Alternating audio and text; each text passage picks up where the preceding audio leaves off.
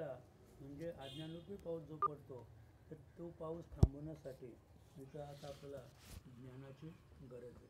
म्हणजे अंधकार नष्ट करण्यासाठी, ते अज्ञान घालवण्यासाठी आपल्याला ज्ञानाची गरज आहे. चिदानंदरूपी शुद्ध मोकळे आकाश आहे, तेथे मायारूपी मेघ जमा झाले. मनोरूप विजा चमकू लागल्या. अहंकाराचा गडगडाट सुरू झाला आणि अज्ञानरूपी अंधकार पसरला. या महामोहरूपी अंधकारात देव लीलेने वृष्टी करत आहे. ज्ञानरूपी वायू जर वाहू लागला तरच ही वृष्टी थांबेल. सच्चिदानंद स्वरूपी ब्रह्म सर्वत्र दाट भरलेले असून ते निर्मळ ज्ञानस्वरूप आणि परिपूर्ण शून्यत्व विरहित आकाशाप्रमाणे अखंड आणि एकमेव आहे. अशा चिदाकाशात मेघासारखी माया उद्भवते, पण तिच्यामुळे चितगगनात काही विकृती निर्माण होते असे म्हणता येत नाही. म्हणजे ते आपल्या एक दृष्टीचा तो भास आहे. समजा काळे ढग आले, म्हणजे आकाशाला आच्छादन झालं, किंवा आता प्रकाश पडत नाही, म्हणजे ऊन पडत नाही, तर आपल्याला काय वाटतं आहे की सूर्यावर काहीतरी आच्छादन आलेलं आहे. आता वास्तव सूर्याचा त्याचा काही एक संबंध नाही का. सूर्य किती कोट्यावधी मैल दूर आहे आणि हे ढग अगदी म्हणजे आपल्या पृथ्वीपासून 1 किलोमीटरवर असतील फार पडतं. आता जे आलेले ढग आहेत हे फार म्हणजे खालीच आहेत असं. पण ते सूर्यकिरणांच्या आड आल्यामुळं सूर्याची किरणं पृथ्वीपर्यंत पोचू शकत नाही. वास्तविक सूर्याचा त्याचा काही एक संबंध नाही असं. अशा चिदाकाशात मेघासारखी माया उद्भवते, पण तिच्यामुळे चितगगनात काही विकृती निर्माण होत नाही. म्हणजे फक्त आपल्याला तो भास होतो का पावसाळ्यात सुद्धा जरी सूर्यप्रकाश जरी पृथ्वीवर पडत नाही, पण सूर्य हा अबाधित आहे. म्हणजे सूर्याला हे माहीत नाही की खाली पाऊस पडून राहिला आहे, खाली ढग येऊन राहिले आहेत, पृथ्वीवर किरणं पोचत नाही, असं सूर्याला माहीत नाही. ते समजा थोडक्यात म्हणजे चितगगनात म्हणजे सूर्यावर त्याचा कुठल्याही प्रकारचा परिणाम नाही. तसं म्हणजे आता हे मायारूपी ढग आले, म्हणजे मनोरूपी विजा चमकायला लागल्या, मग देहरूपी अहंकार तयार झाला, मी देह आहे. मग तिथे त्या अज्ञानामुळं पुन्हा म्हणजे एवढा आघात झाला. तर याचा जे ब्रह्मस्वरूप आहे त्याच्याशी काही एक नातं नाही. या सगळ्या गोष्टी खालीच आल्या असं. अमर्याद आकाशात कोठेतरी मर्यादित जागेत जसे मेघ उत्पन्न होतात, त्याप्रमाणे अनंत अशा चितगगनात विकाररूपी माया उत्पन्न होते. ती मायाच जगरूपी वृष्टीस कारणीभूत होते असे. आता आपलं वाटतं आता इथे जरी ढग आहेत, अजून 1 किलोमीटरवर ऊन पण पडलं असेल असं. म्हणजे आता जिथे ऊन पडलं आहे तर त्यांना वाटतं का इकडं म्हणजे इकडे ढग आले असतील बाजूला. आणि जसं तर आपल्याकडे पाऊस पडला का आपलं वाटतं का आता सगळीकडेच पाऊस पडत असेल. थोडक्यात की आपल्याकडे महापूर येतो तेव्हासुद्धा नाशिकच्या त्या विभागामध्ये पाण्याचा थेंबसुद्धा धुळच असते. पण आपण कल्पना करू का, जेव्हा पेपरला वाचतो, टी व्हीला ऐकतो की जळगाव नाशिक तिकडं पाण्यात थेंब पडला नाही, हे आपण ऐकून किंवा टी व्हीला पाहून सांगतो की पाऊसच नाही पडत तिकडं. पण जिथे आपलीच जेव्हा एवढा मुसळधार पाऊस पडतो त्यावेळेला आपण कल्पना करतो की सगळीकडेच पाऊस पडत असेल. दुसरी गोष्ट की ज्या भागात थेंबसुद्धा पावसाने नाही पडला त्यांना असं वाटतं की अजून पाऊस सुरूच झाला नाही. जरी आपल्याला मुसळधार पाऊस आला त्यांना तेव्हा आपल्याकडे थेंब पडत नाही पण तिकडं पूर आला आहे असा. तर म्हणजे हे त्याचं त्याने मी सुंदर सांगितलं आहे की असं अमर्याद आकाश आहे आणि अमर्याद आकाशामध्ये एखाद्या कोपऱ्यामध्ये असे हे ढग येतात आणि जातात असं. ही मायाच जगरूपी वृष्टीस कारणीभूत होते. मेघामध्ये चमकणारी विद्युल्लता म्हणजे मानवी मन होय. ते उत्पन्न होऊन लागलीच त्याच क्षणी नष्ट होते. देहबुद्धी धरून बाळगलेला अहंकार म्हणजे मेघांचा गडगडाट होय. तो गडगडाट सद्बुद्धीच्या विचाराला उत्पन्न व्हायला अवसरच देत नाही. अशा त्या मेघांच्या मंडपात अज्ञानरूपी अंधकाराची झापड पडते. त्यामुळे एवढा दाट अंधार पडतो की त्याची तीव्रता कोण मापू शकेल. त्यानंतर अतिशय तीव्र असा महामोह दाटतो. तो त्या अज्ञानरूपी अंधकारात मिसळून जातो. त्यामुळे अंधकार अतिशय गडद होऊन दाटून येतो. असा अंधार दाटून येतो त्यात भर म्हणून ईश्वर वृष्टी करीत राहतो. देव वृष्टी करतो असे म्हणण्याऐवजी जीवाचे कर्म ती वृष्टी करते असेही म्हणता येईल. सुखदुःखाची अगणित द्वंद्वे म्हणजे स्वैरपणे पडणाऱ्या पावसाच्या धारा. त्यामुळे पाप पुण्याचा महापूर येऊन प्रवाह वाहू लागतो. मेघांमुळे आकाशच झाकळून येते. त्यात भर म्हणून अमावस्येच्या काळोखाची भर पडते. अशा वेळी ज्ञानरूपी डोळे असतानाही काही दिसेनासे होते. मग जेव्हा विजा चमकू लागतात तेव्हा डोळे दिपून जाऊन झपाझप मिटू लागतात. त्यामुळे स्वानुभवावर बहिर्मुखत्वाची झापड पडते. मनाचा अंकुर जेव्हा मोडतो तेव्हा पूर्वीप्रमाणे गडद अंधकार पडतो. अशा वेळी ज्ञानप्रकाश दृष्टीला कसा पडेल? अशात अहंकार खवळतो आणि मी करत उठतो. त्याची गर्जना ऐकताच कानठळी बसते. अहंकाराच्या गर्जनेमुळे जीव भ्रमात पडून वेडे होतात. त्यामुळे सत्शास्त्राचे काहीही शब्द कानावर पडत नाहीत. त्यात भर म्हणून सुखदुःखाच्या धारा एकदम आदळतात. मग प्राण्यांना विश्रांतीसाठी देखील जागा मिळत नाही. असे ते प्राणी आत्मसुखाला अंचवतात. असं म्हणजे कोणी सुखी आहे तर कोणी दुःखी आहे. पण तो तिथे गुंतलेला आहे. जो दुःखी आहे तर तो दुःख भोगणं त्याला बाकीचं काही सुचत नाही. आणि जो सुखी आहे तो त्या सुखामध्ये म्हणजे पैसा कमवण्यामध्येच तो गर्क झालेला आहे. त्याला पण देव आठवत नाही.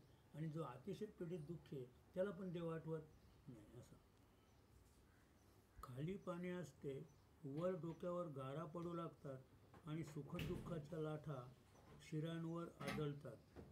कामरूपी ज्वराने ते थरथर कापू लागतात आणि वारा त्यांच्या मस्तकात चढतो. काही जण प्रवाहात वाहू लागतात, काही जण खडकाला अडकून पडतात, काही जण प्रपंच वृक्षाच्या फांद्यांचा आश्रय घेतात. स्त्री पुत्र इत्यादी सर्व सुश्री बळजबरीने मोहरूपी विवरात ओढून नेतात. ममतारूपी सर्पिण येऊन गळ्याला मिठी मारते. काही जण पाताळ विवरात दडले लपून बसले तर क्रोधरूपी अजगर तिथे आले. मदमत्सरूपी सर्प इत्यादींनी त्यांना वेढा घातला. एखादा स्वर्ग इत्यादी शिखरावर चढला तर तिथे लोभरूपी मोठा वाघ होताच. सुखदुःखे डोक्यावर आदळत होतीच. कुठेच आश्रय मिळेना. अशा प्रकारची अतोनात महावृष्टी चालू होती. तिच्यात काही जण अडकले, काही वाहून गेले. काही खूप कष्टात सापडले, घाबरून एकमेकांच्या गळ्यात मिठ्याच मारत होते. प्रवाहाच्या गतीमध्ये जेव्हा एकत्र भेटत होते त्यांना माझे माझे म्हणून कवटाळत होते आणि प्रवाहातच एकमेकांपासून दूर जाताच अरे माझा गेला म्हणून मोठ्याने आक्रोश करत होते. अशी अतिशय अनावर वृष्टी अखंडपणे चालू होती. तिच्यातून सोडविणारा कोणीही भेटेना. सगळेच महापुरात सापडले होते. तेथे कोण कुणाला काढणार? सगळेच त्या अज्ञानरूपी अंधकारात सुखदुःखाने भांबावले होते. ही वृष्टी थांबावी म्हणून काही मूर्ख माणसे साधना करण्यास प्रवृत्त झाले. कोणी नग्न होऊन त्या पावसाला पोळवू लागले. काही जण वरकरणी कोरडे भजन करू लागले. काही जणांनी पावसात म्हणजे पादत्राणे ठेवून त्यावर वरवंटा ठेवला. काहींनी पादत्राणे पावसात टांगती ठेवून त्यांची गळती बांधली. त्याचप्रमाणे प्रतिमांची पूजाही काही जणांनी सुरू केली. पण पाऊस काही थांबेना.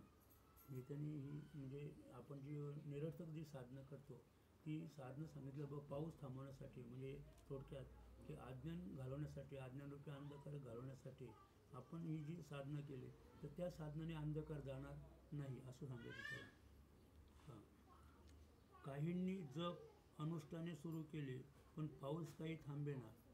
काही महाहटयोगाचा आश्रय करून आपल्या सामर्थ्याने पावसाला थांबण्याचा विधी केला. काहींनी दाने यज्ञ इत्यादी सुरू केली पण त्या योगाने पाऊस अधिकच वाढला. असं म्हणजे पाऊस थांबला नाही तर अद्याप अहंकार त्याचे समजा नेहमी समजा करतात. जे पूर्वीचे प्रभू रामचंद्र वगैरे जी मंडळी होऊन गेली पांडव काळीनसुद्धा तर जसे जसे त्यांचे यज्ञ सफल होत गेले तसं त्यांचा अहंकार वाढत गेला. आम्ही म्हणजे राजसूय यज्ञ केला, म्हणजे आम्ही म्हणजे दुसरं कुठं तरी केलं होतं अश्वमेध यज्ञ. तर असे जे अनेक अश्वमेध किंवा राजसूय यज्ञ जे केले राजे लोकांनी, तर जसे जसे यज्ञ सफळ होतील तसं तसं त्यांचा अहंकार वाढत गेला. तर अहंकार वाढत गेला म्हणजे त्या ठिकाणी काय झालं, म्हणजे हे मी केलं असं, म्हणजे आम्ही एवढं दान केलं, अशा प्रकारचं यज्ञ केलं, यज्ञाला अशी आहुती दिली, म्हणजे त्याच्यातून सगळा अहंकार वाढत गेला थोडक्यात.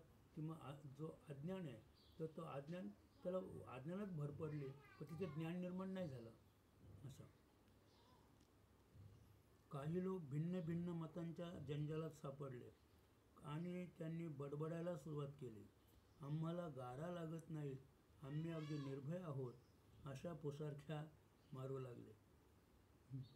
काहींना योगशास्त्राचा डेरा सापडला आणि ते म्हणू लागले, आम्हाला आता आश्रय मिळाला आहे. म्हणजे योगशास्त्राचा अभ्यास करून, जसं आता रामदेव बाबा आहेत ते आपला योगशास्त्राचा अभ्यास शिकवतात. आता त्या अभ्यासाचा गुरुशी काही संबंध नाही, पण आपण तो योगशास्त्रामध्ये आपण गेलो तर आपल्याला काही अनुभव, शारीरिक अनुभव येत राहतात आणि आपल्याला वाटतं की म्हणजे हाच देव आहे असं आहे. आता त्याच्याने म्हणजे शारीरिक सदृढता निर्माण होईल, पण म्हणजे अहंकार किंवा अज्ञान जाणार नाही असं. त्या डेऱ्यात ते बळेच घुसले आणि म्हणू लागले, आता वृष्टी कुठे आहे.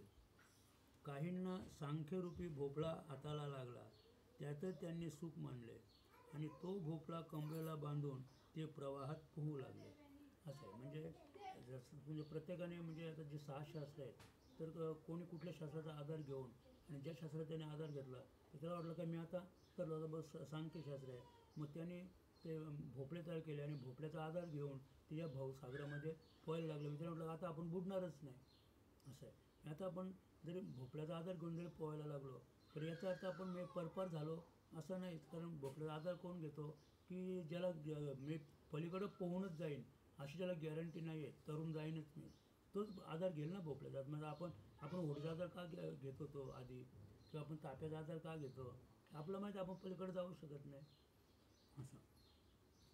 काहींना द्वैत भक्तीची फुटकी नावं मिळाली आणि आम्ही किती भाग्यवान असे ते म्हणू लागले. आमचा देव धन्य आहे, आम्हाला त्याच्याबद्दल दृढ भक्ती आहे, पण या उपायांनी वृष्टी काही थांबेना, भेदरहित ज्ञानाचा लाभ काही होईना. असो, आता इतर साधनांचा विचार करण्याचे कारण नाही. ज्ञानरूपी वारा जर सुटला तरच वृष्टी विचलून विस्कळीत होईल आणि त्यानंतर प्रवाहरूप पाणी त्याच क्षणी आटेल. ज्ञानरूपी वाऱ्याची झुळूक येताच मेघरूपी माया चळचळा कापू लागेल आणि अहंकाराची दात खिळी बसेल. मग गडगडाट थांबेल.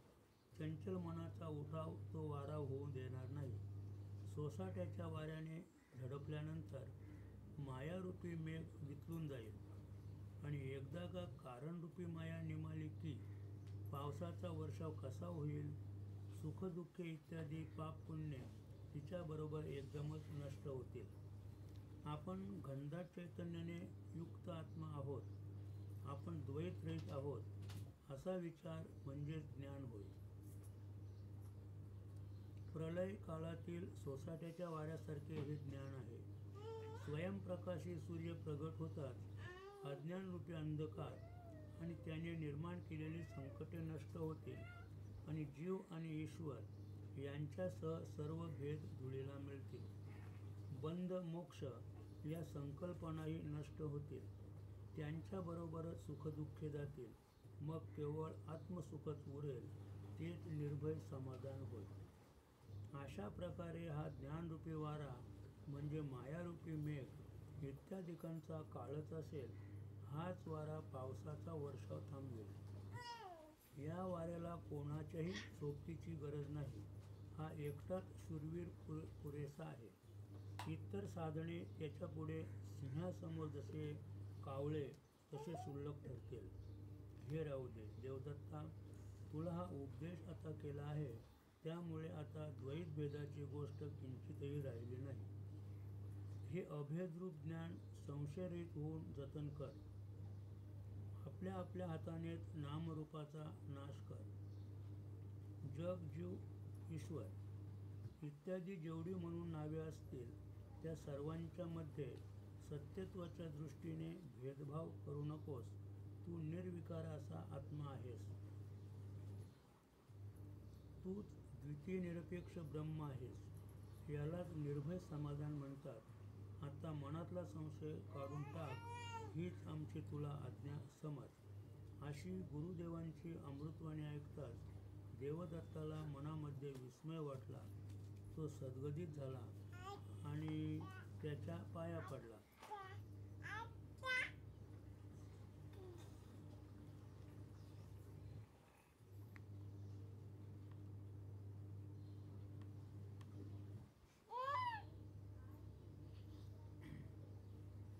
तो सद्गदित झाला आणि त्याच्या पाया पडला आणि म्हणू लागला, गुरुदेवा, आपण धन्य आहात. हे तुम्ही जे वेदांताचे सार सांगितले ते धन्य हो. हा चांगला विचार तुम्ही सांगितलात तो धन्य आहे. माझे भाग्य थोर असून तेही धन्य आहे. त्यामुळेच मी हे थोर सुख प्राप्त करू शकलो. मी एकमेव आत्माराम असून जीव, शिव इत्यादी नामे आता नाहीशी झाली. आपल्या कृपेने मायेचे मडे भस्मसात झाले. आता भेद नावालाही उरला नाही. हा अनुभव आता संशयरहित अशा मनावर पक्का ठसला आहे आणि माझ्या या समाधानाने सर्व ब्रह्मांड भरून गेले आहे. मी एवढा पूर्ण असताना अज्ञानामुळे उगीच भ्रमात गुंतून पडलो होतो. खोट्या मृगजलात बुडत असताना स्वामी महाराज आपण मला बाहेर काढले. आत्मसुखरूपी राज्यापासून दुरावलो आणि सुखदुःखाची भीक मागायला गेलो. त्या मला आपण पुन्हा साम्राज्य सिंहासनावर बसविलेत.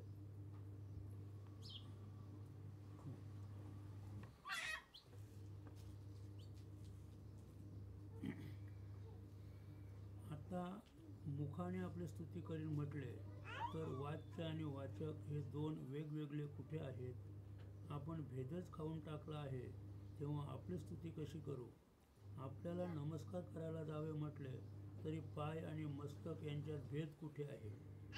त्यामुळे वंद्य वंदक या दोघांच्याही नावाने शून्य घातले की दोन्हीही नावे रद्द झाली. असं मी परमार्थाचं जे सूत्रात आपण कधी लोकलमध्ये पाहतो, नदी आली की लोक लगेच हात जोडतात, किंवा आता इकडनं असं निघालं का त्या ह्याच्या गणपतीच्या मंदिराचा कलश पाहिला की बरेच लोक असे करतात. समजा आता त्यांनीच सांगितलं की आता तुम्हाला वंदन करायला म्हणजे माझे हात वेगळे किंवा पाय वेगळे असं नाही, म्हणजे माझे हातपाय सगळे अवयव जर अभेदरहित झाले तर मग तर हात असे जोडलेच पाहिजेत असं नाही. म्हणजे जे मूळ तत्व आहे तर म्हणजे भगवंताला जो खरा नमस्कार आहे तर आपलं भजन ज्या स्थानावर चालू आहे त्या स्थानावर आपलं लक्ष पाहिजे. समजा उदाहरण तुम्ही जर गणपतीच्या मंदिराचा कलश पाहिला तर आपलं लक्ष कुठं केंद्रित झालं पाहिजे? जिथे आपलं नामाचं स्थान आहे तिथे केंद्रित झालं पाहिजे. किंवा आता समजा समोर आपला बाबा एक गुरुबंधू आला तर आपण वरून हात जोडतो, बरोबर आहे, म्हणजे ती एक बाह्य क्रिया झाली. पण लगेच आपण अंतर्मुख झालो पाहिजे. म्हणजे आपलं जे आपल्याला माऊलीने दिलेले जे भजनाचं नामस्मरणाचं जे स्थान आहे नामाचं, त्या स्थानावरच आपण अगदी रात्रीच त्या स्थानावर आपण आरूढ पाहिजे. असं म्हणजे बाह्य गोष्टीवर लक्ष द्यायची काही गरजच नाही. फक्त एक समाजाला वाटलं पाहिजे म्हणून अगरबत्ती वगैरे लावायची, आपल्याला देवपूजा का करायची आहे, देवासमोर हात का जोडून उभं राहायचं, दिवा का लावायचं आहे. तर समजा काही लोक जे अडाणी आहेत म्हणजे अज्ञानी लोक आहेत तर ते काय बोलते, मी आमच्याच्या घरी 2 दिवस होतो तर तो म्हणजे कधी देवाला उदबत्ती पण लावताना मी त्याला पाहिलं नाही, मालकरी माणूस आहे तो. असं म्हणजे एक अज्ञान जे बद्ध जीव आहेत तर त्यांना वाटावं का बाबा हा मालकरी माणूस आहे, मग त्याच्यासाठी हरिपाठ आपल्याला करायचं आहे. का लोकांना वाटलं वेगळं मालकरी झाल्या पण हरिपाठ करतो, प्रार्थना त्यासाठी करायची आहे. हे तर जे मूळ स्वरूप जे आहे तर एक नामावरच आपण आरूढ होऊन रात्रंदिवस त्याच्यावरच आपण प्रेम केलं पाहिजे. असं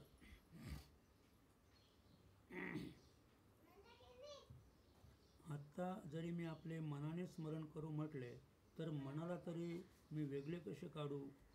बाह्यत्कारी आपण गुरु असाल तरी मी आपणाहून भिन्न कोठे आहे?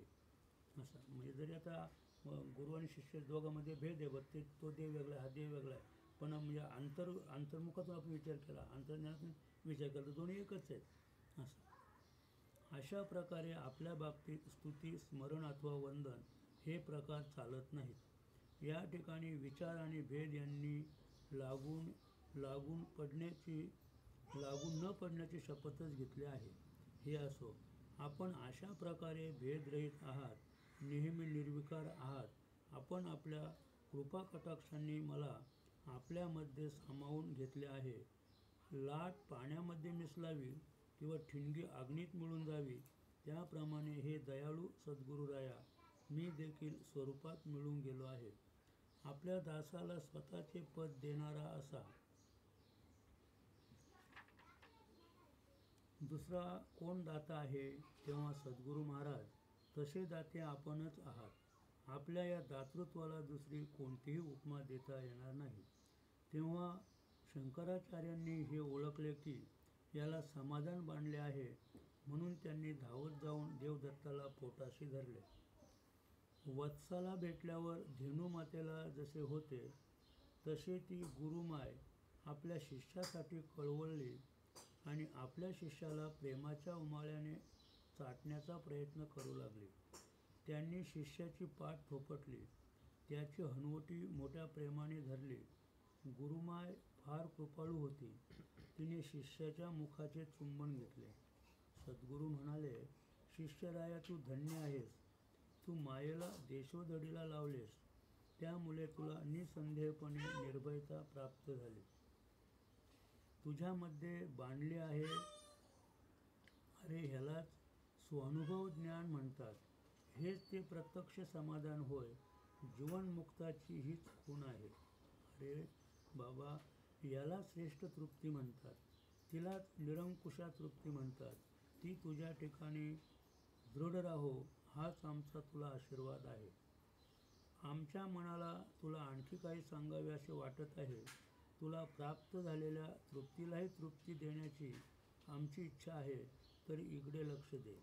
मागे आम्ही ज्ञान आणि विज्ञान यांचे स्वरूप तुला कौतुकाने सांगितले. तुला त्याची प्रतीतीही आली. त्याचाच आता पुन्हा अनुवाद सांगणार आहे. त्याच्या साहाय्याने ज्ञान आणि विज्ञान यांची स्वरूपे वेगवेगळी स्पष्ट करून सांगतो. तेव्हा आता सावध हो. ऐकलेलेच पुन्हा ऐक. त्यातील गूढार्थाने सहज स्थितीचा प्रकार समजून घे. येथून पुढच्या 7 श्लोकांमध्ये तुला ज्ञान विज्ञानाचे स्वरूप सांगितले आहे.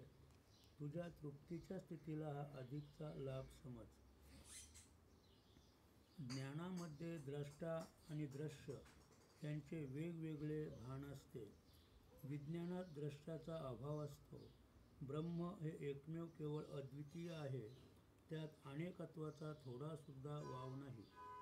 दृश्य आणि द्रष्टा यांचे भान असणे म्हणजे ज्ञान आणि द्रष्ट्याचे भान नसणे म्हणजे विज्ञान होय. ब्रह्म हे एकमेव अद्वितीय आणि पूर्ण असते. त्यामध्ये दुसरे काही किंचित सुद्धा नसते. जेव्हा तू दृश्य हे मिथ्यात्वाने पाहशील, द्रष्टा हा पाहणारा म्हणून जाणशील, तेव्हा त्या भानाला ज्ञान असे म्हणतात. त्यामध्ये सत्य आणि मिथ्या याचा निवाडा केला जातो. मिथ्या म्हणजे जे उत्पन्न झालेले नाही ते. जरी डोळ्यांना ते दिसत असले तरी त्याला नाव वगैरे काही नसते. मिथ्या हे सत्य कसे असू शकेल?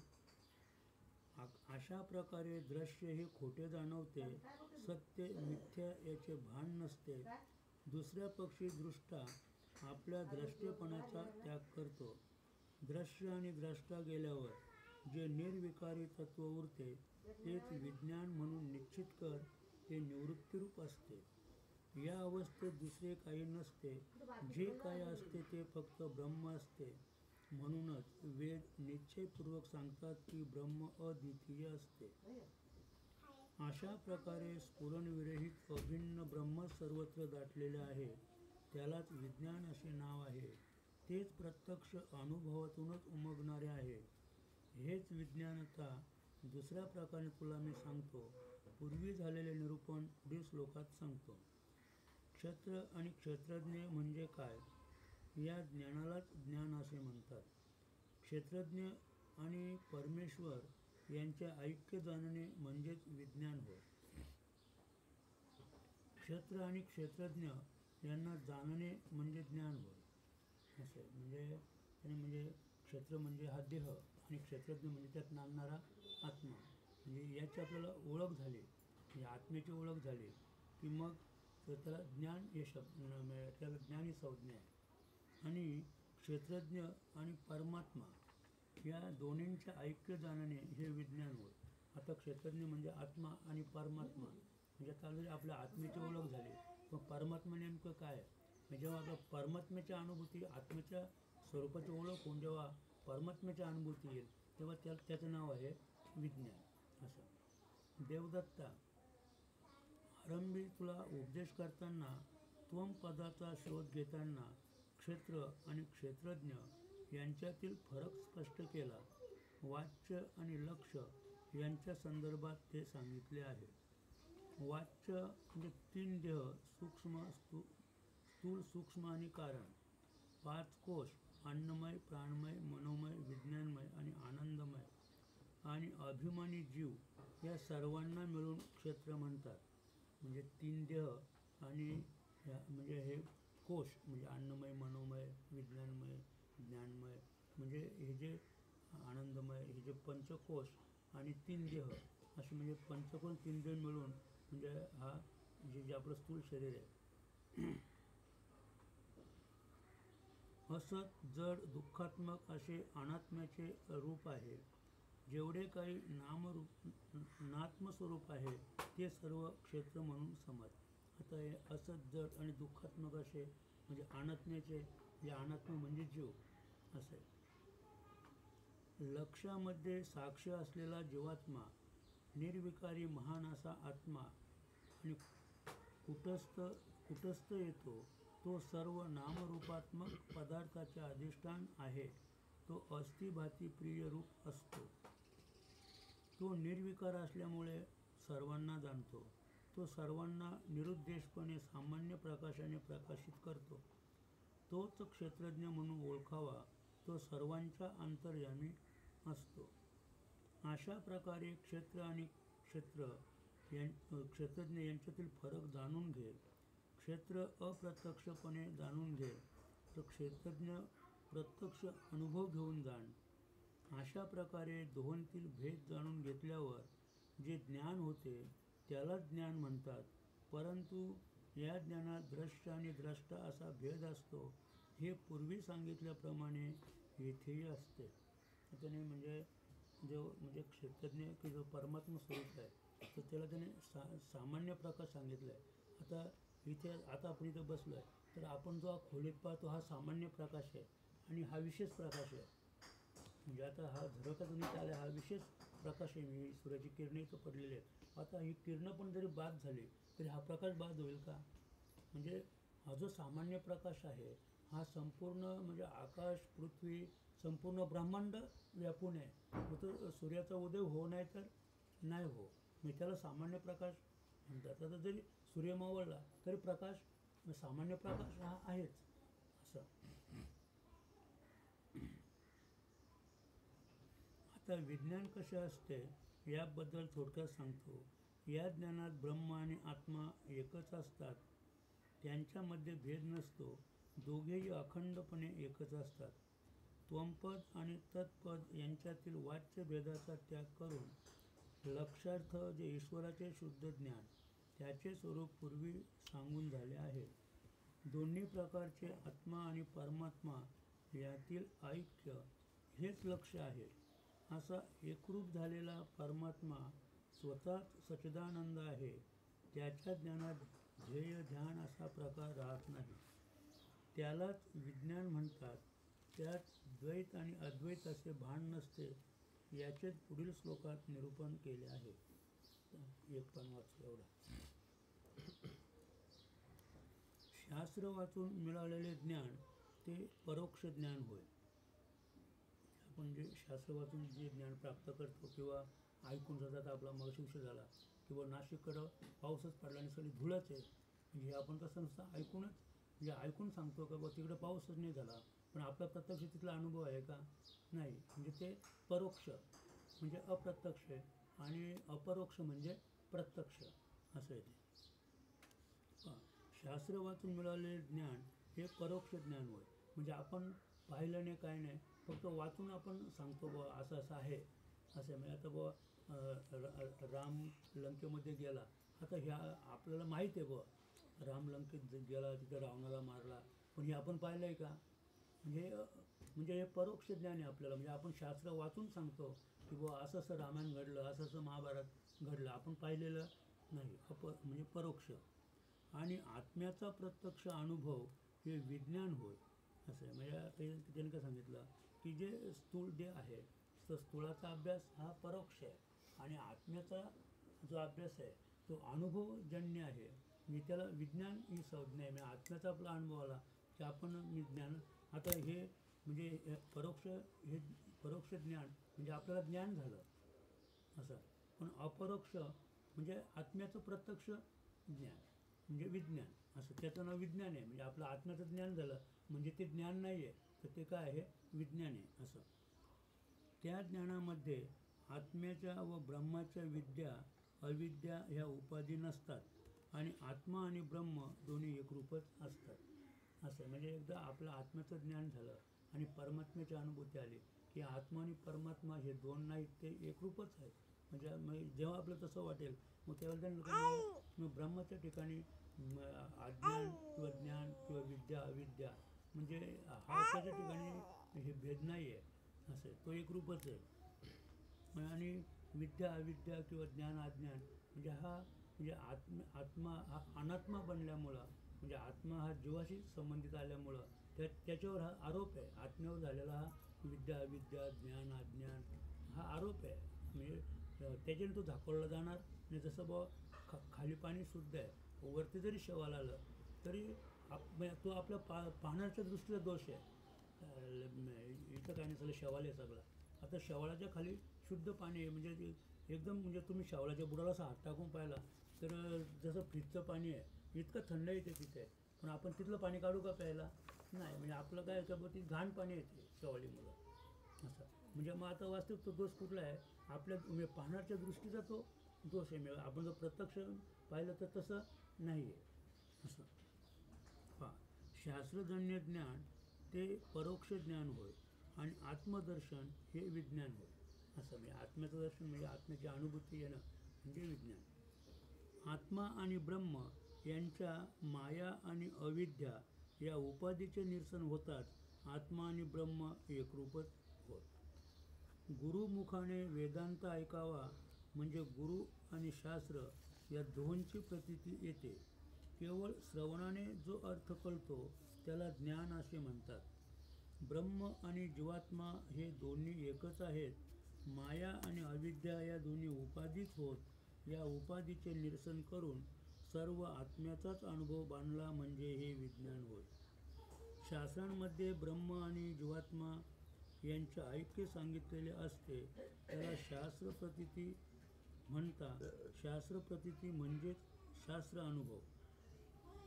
गुरुमुखाने तेच वचन ऐकताच त्या ज्ञानाची खात्री पटते. आता शास्त्र सांगतं बाबा की ब्रह्म आणि जीवात्मा यांचं ऐक्य आहे, हे ते म्हणजे शास्त्र अनेक 4-6 शास्त्र अनेक सांगून राहिले, पण आपल्याला प्रत्यक्ष अनुभूती आहे का? म्हणजे आपला अनुभूती नाही. म्हणजे आपण म्हणजे गुरुमुखातून ते ऐकू किंवा गुरु ऐकू म्हणजे का, तर गुरुचा जो बोध आहे त्या बोधावर आपण आरूढ होऊ, तेव्हा आपल्याला त्याची खात्री म्हणजे अनुभव यायला सुरुवात होईल.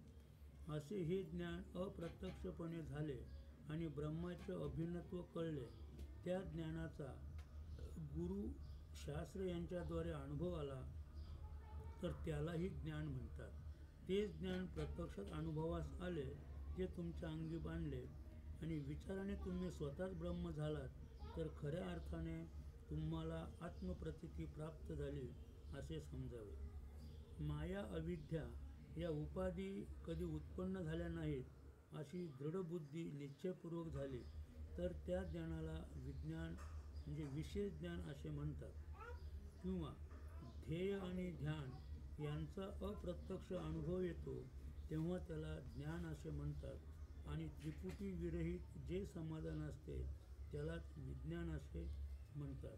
हीच ज्ञान आणि विज्ञान यांची व्यवस्था पूर्वी सांगितलेल्या पद्धतीने पुन्हा एकदा पुनरावृत्ती करून स्पष्टपणे सांगते. बोला पुंडलिक वरदारी श्री ज्ञानदेव तुकाराम पंढरीनाथ महाराज की जय, गोपाळ कृष्ण महाराज की जय, आदिशक्ती शांता माई की जय, सद्गुरु प्रभाकर महाराज की जय, सद्गुरु शंकर बाबा की जय, गुरुदेव दत्त गुरुदेव